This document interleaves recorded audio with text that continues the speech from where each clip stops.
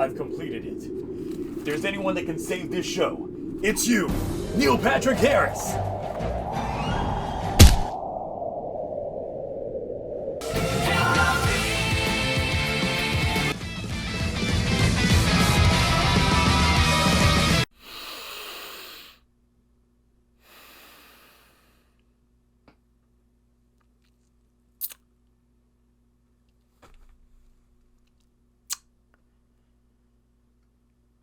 Well, that happened. I've never been more conflicted in doing a review, because I feel like the bullets will just come right at me. But between this and the can of worms that we just got with Doctor Who, which, look, I'm glad I'm not a Doctor Who reviewer, because boy, I got some theories after that. But with this episode of KingOhger, yeah, let's just get into this. Draculus finally lays down the groundwork for his grand re-entrance as the king suffers from post-power-up fatigue, while Shugadam gets instantly attacked by zombie Bugnarok. So, who can save the day while the KingOhgers are away? Why, Gabutira and his distress call. But wait, Gira's fine, and here to save the day. So too is Prince, who came on the same ship that Daigo and Uchi left in, but I guess they gave up on finding Doug dead and did just give him over the keys. Who also happened to get there relatively quickly. Doesn't travel between the worlds cause time dilation and about like 6 months? How long was Duga defending against those bugs? So we get on to some action of the two just wailing away on the bugs. No major enemies in sight, but when Prince gets a back shot, Gira swaps his Oja caliber into the second Gaburi caliber. What? I'm not even kidding. One frame, he's holding his Oja caliber. Go to like minute 6, second 7. And then the next frame, it becomes the Gaburi caliber. Didn't Yama take that back? So, after that finisher, the grunts go large, but the Shu Gods also start willingly attacking Shugadam. How do we cure them? Bravery! With an almost 98% stock footage of a reused King Kyoryujin! But, after the fight, Prince has to leave now. His planet needs him, even though it's doing okay. But, he still needs Gabutira back and dips. And that's it? How boring. Even Doug Dead agrees. But Draculus says that it's all part of the plan and lays a physical metaphor out for Doug Dead to deal with. Gira, on the other side of things, makes a hospital visit while everyone is confused on how he's doing fine, yet their bones are hollower than half the people watching this review think my own brain is. Though that Shugat attack, it wasn't triggered by the kings. But who did trigger it? It's here that Shugo Kamen goes out to the people of the world and reveals himself as King Diculus himself. But without having the time to digest it all, Draculus moves forward to dump the biggest lore bomb there is, Gira's backstory. It turns out that Gira is Doug Dead's creation? A prize given to Shugadam after 2,000 years of service, a weapon to keel over the foes once that was all said and done. Well, yeah, nah, I'm not buying that shit. Y'all buying that? It seems like a super cop-out. But what if it isn't? What does appear true is Doug Dead explaining that he is the creator of all the Shugad-like creatures. He can do whatever he wants with them, and Gira has that same ability.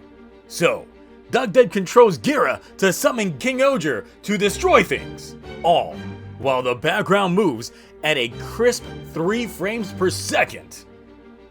But wait, the Shu Gods are fighting back, and Gira name drops them all, using sure will to overcome Doug Dead.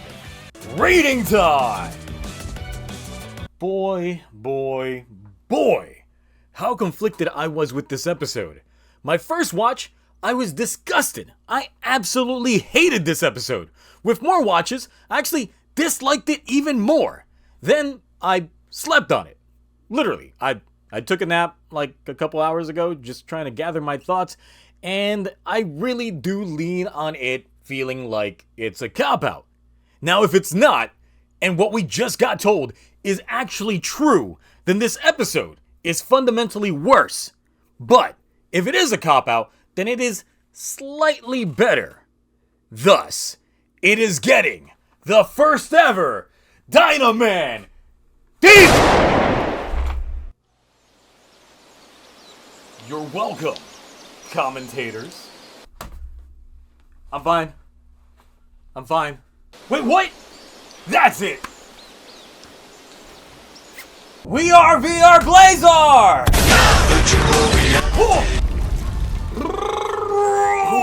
Who do you think I am? Storm Kiva? Truth be told, this was going to be my first ever F rating.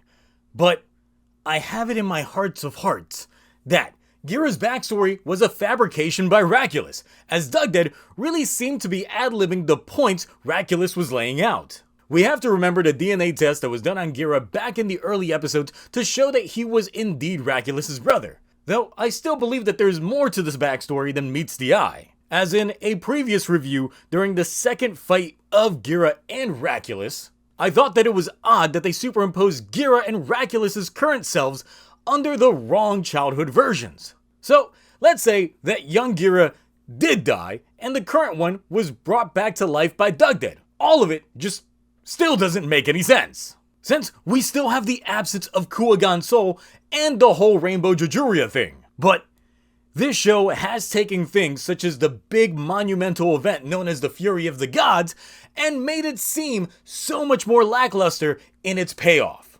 So, anything could really be possible. So look, let's look at the can of worms that has been opened if Ghira is indeed a piece of Dugdead. Then that also means that we have ourselves yet another Toku protagonist within the same year that will essentially be a god. And due to it, we can start seeing him do ass-pull abilities, essentially being able to just one-shot jesters himself. But like I said, I am of the belief that none of this is actually real. And why is that? Because this episode seemed to also emphasize more that Ghira is essentially Kuagan. Since, look, while Dugdead explained that he can control and do whatever he wants with the Shoe Gods, he later demonstrated that he could also control Ghira. Meaning, if his abilities are to control other arthropodid creations that are his, Ghira being an extension of Kuagan could make the most sense when breaking things down. Now look, this plot point here is one of the big reasons why I'm so down on this episode, but it's not the only reason. Prince's appearance was the most nothing thing to ever nothing. The pacing is just terrible, the implied Daigo and Uchi giving up on their search for Dugdead, and him literally just picking up Gabutira and dipping out. Though I feel that this is a potential setup for a Kyoryuger film proper, this just felt awkward.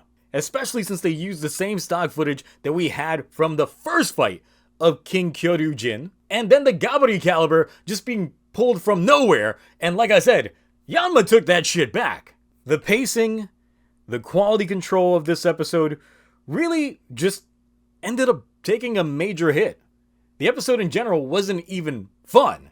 The biggest fun point of it was literally Ghira accidentally crushing everybody's bones that were already crushed. That was the only funny part about the entire show. Outside of that, everything else just was either lackluster or just very hard to swallow in terms of what they're feeding you. Really, this episode can get bumped up to a C or dropped down to an F, all depending on how they handled this whole Dugdead clone plot point. Now, for those of you that watched my Kamen Rider Geats reviews, I'm having a similar moment to back when I thought that Neon was the disaster. But prior to it, they made us think that it was Lopo, and I gave that episode a very low score. But due to the following episode fixing things, it made the previous episode actually much better. So we could be in a similar situation here, which is why I'm not going as far as just giving it an F straight out the bat. This was also the very first time that after getting done with an episode, I had to talk to people about it. I hopped on Discord VC chat twice to talk to people about their thoughts regarding this episode. I saw some people's first impressions when they watched the Raw the previous night. I even watched Ash, the Oxy 360's reviews, just to gauge his thoughts. Though, on his side of things, he believes that this entire Doug Dead plot point seems to be the genuine article. But I still hope that it's a complete fabrication. Though, if this is indeed all an act, then it also points more and more to Raculus just playing 4D chess with everyone. And we start debating on the whole Raculus redemption potential of it all. Which, look, I've seen the leaked pictures for next week's episode, and... So seriously, what do you all think about this revelation? Do you think it's legit? Do you think that it's fake? I think after this review goes live, I'll put up a poll to see what team people are on, whether you're in Team Real or Team Fake, and go from there, as now I'll have a few days to process all of this before we get into it on Friday's Tokutonic Shift. But outside of that, what did you also think about the mini crossover in general, as well as the pacing of it all? Anyway, that's it from me. Until next time, bye.